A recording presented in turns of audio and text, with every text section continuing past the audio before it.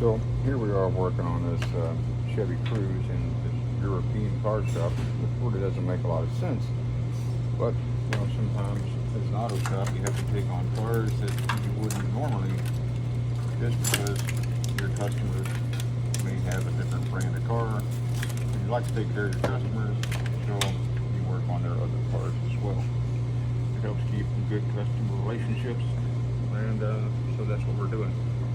But today I'd like to talk about doing just general diagnostics.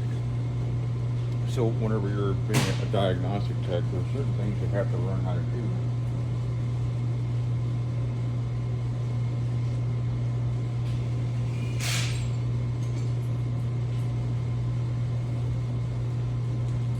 One of those things is you have to really get a good understanding of the system before you can really fix that system. You can get lucky and replace the right component and fix it, but if you don't know why you fixed it or how you fixed it, it's not really quite the same. Just because the last 3 times you worked on something, it was a specific component, doesn't mean it will be this time. I mean, there are common failures with all cars, and that's just kind of how it is. But knowing that you replaced that same thing last time does not necessarily mean that this time it will be the same thing. So you really have to understand the system in order to know what why you're replacing a component. So if you look at like wiring diagrams, for instance, one bad ground will cause many things to be a failure. So if you're replacing a component and because it's not functioning, you need to look around that component and see if other things are also not working. You need to know how much power is it supposed to get, what kind of current is it supposed to have. Is it a ground switch? Is it a positive switch?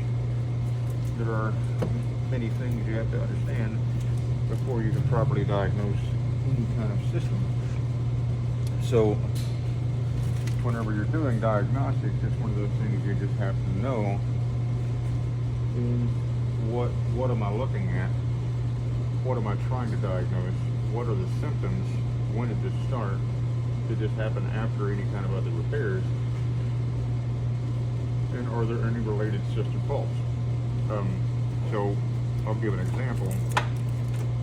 I had a car that I had worked on in the past where someone else had done some repairs to it, and this was the ever since thing, that ever since the technician had worked on the car, now these other systems don't work.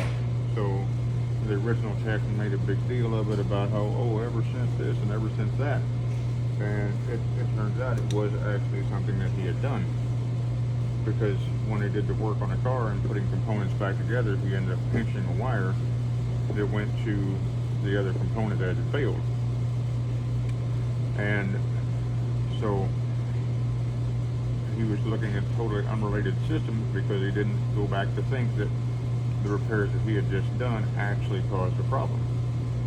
So sometimes after a certain repair, other problems may start because somewhere along the way something got damaged. But because he didn't understand the system, he didn't know what he was looking for.